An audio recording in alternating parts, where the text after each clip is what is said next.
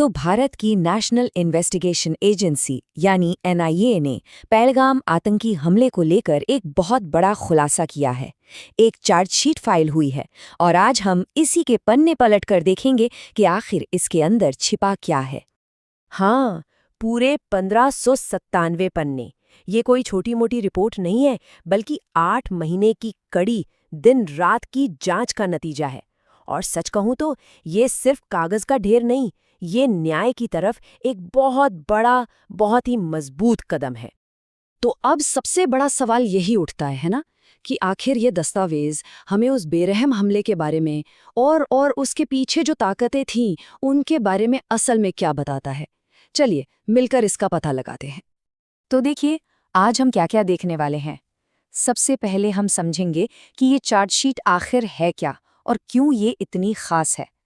फिर हम उस हमले को याद करेंगे जो पहलगाम में हुआ था। इसके बाद हम एक एक करके उन 7 आरोपियों को जानेंगे जिनके नाम इसमें हैं। फिर सबूतों के धागे पकड़कर हम देखेंगे कि वो कहाँ तक जाते हैं। और सबसे ज़रूरी बात, समझेंगे कि आखिर इस चार्जशीट के मायने क्या हैं। और हाँ, आखिर में ये भी देखेंगे कि अब आगे न्याय का रास्ता कैसा होगा।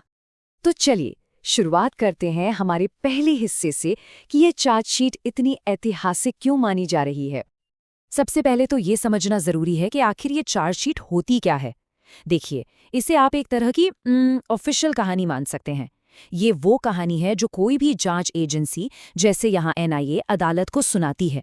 इसमें वो सब कुछ होता है, क्या हुआ, किसने किया और सबसे ज़रूरी, उनके पास अपनी बात साबित करने के लिए क्या-क्या सबूत हैं। अब जरा इसके टाइमलाइन पर नज़र डालते हैं। देखिए, सब कुछ शुरू हुआ 22 अप्रैल को, जब पहलगाम में वो आतंकी हमला हुआ। उसके बाद एनआईए ने पूरे 8 महीने लगाए। ये एक बहुत ही गहन जांच थी और फिर जाकर दिसंबर में जम्मू की स्पेशल एनआईए कोर्ट में ये 1597 पन्नों का दस्तावेज पेश किया गया। तो देख सकते हैं कितना लंबा और डिटेल्ड प्रोसेस रहा है ये। चलिए अब जरा उस दिन पर वापस चलते हैं, उस घटना पर जिसकी वजह से ये पूरी जांच शुरू हुई। जरा सोचिए, पहलगाम की वो खूबसूरत, शांत, बेसरन घाटी, एक ऐसी जगह जो पर्यटकों के लिए जन्नत मानी जाती है। और फिर 22 अप्रैल को अचानक ये सारी शांति भंग हो गई। आतंकवादियों ने वहां मौजूद बेगुनाह लोगों पर अंधाधुंध गोलियां बरसानी शुरू कर दी। अब सवाल ये है कि ये हमला इतना ज्यादा सिग्निफिकेंट क्यों था। ये सिर्फ एक और आतंकी वारदात क्यों नहीं थी। पहली बात, ये हाल के सालों में आम लोगों पर हुए सबसे घातक हमलों में से एक था। दूसरी और सबसे जरूरी बात, इन्होंने जानबूझकर, सोच समझकर पर्यटकों को निशाना बनाया। मकसद साफ था, कश्मीर में जो शांति लौट रही थी, जो टूरिज्म फिर से पटरी पर आ रहा था, उस उम्मीद को ही खत्म कर देना। तो आखिर इस हमले के पीछे था कौन? चलिए अब उन चेहरों को देखते हैं जिनसे इस चार्जशीट ने पर्दा उठाया है। यहाँ पर देखिए, 2 नाम सामने आते हैं, पर असल में कहानी एक ही है।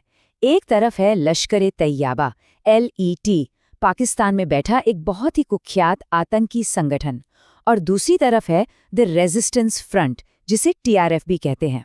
अब खेल ये है कि TRF असल में सिर्फ एक मुखौटा है, एक प्रॉक्सी नाम है, ताकि लश्कर हमलों से अपना सीधा लिंक छिपा सके। इस पूरी साजिश में चार्जशीट ने 7 किरदारों को बेनकाब किया है। सबसे पहले तो है संगठन खुद, लश्कर-ए-तैयबा, और उसका मुखौटा TRF। फिर आता है मास्टरमाइंड, साजिद सफुल्ला जट। ये पाकिस्तान में बैठकर पूरी प्लानिंग कर रहा था।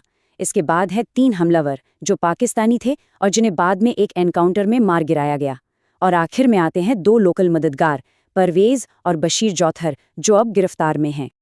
तो मतलब ये पूरी तरह से एक प्लान्ड साजिश थी। देख रहे हैं, एक ऑर्गेनाइजेशन, एक मास्टरमाइंड जो प्लान बना रहा है, हमला करने वाले लोग और फिर उनकी मदद करने वाले लोकल लोग, हर किसी का रोल एकदम तय था। इससे एक बात तो साफ हो जाती है, ये कोई अचानक हुआ हमला नहीं था। ये एक सोची समझी, पूरी तरह से तैयार की गई योजना थी। अच्छा, अब आते हैं इस केस के सबसे जरूरी हिस्से पर, सबूत। वो सबूत जो इन तारों को सीधा पाकिस्तान से जोड़ते हैं। तो सवाल ये है कि एनआईए ने ये कनेक्शन जोड़ा कैसे।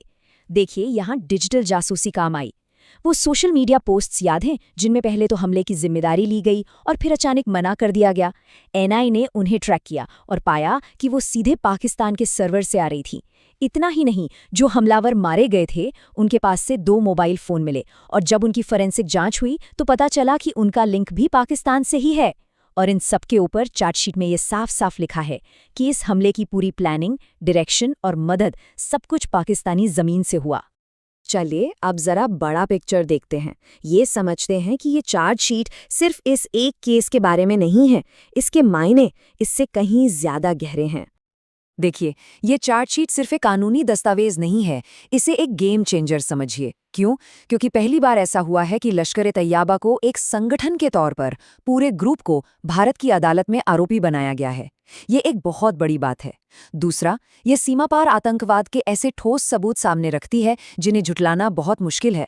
और तीसरा, ये भारत के हाथ में एक बहुत बड़ा डिप्लोमैटिक टूल दे देती है जिसे वो दुनिया के सामने पेश कर सकता है। और जो आरोप लगाए गए हैं वो भी बहुत ही संगीन हैं।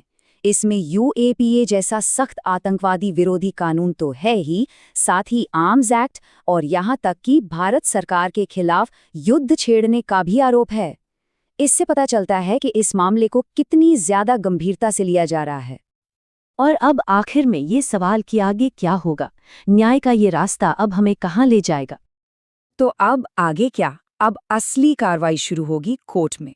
जितने भी सबूत हैं उन्हें बारीकी से परखा जाएगा, गवाहों के बयान होंगे, उनसे जिरह होगी, दोनों पक्षों के वकील अपनी अपनी दलीलें रखेंगे। तो हाँ, ये एक लंबी और काफी पेचीदा कानूनी लड़ाई होने वाली है।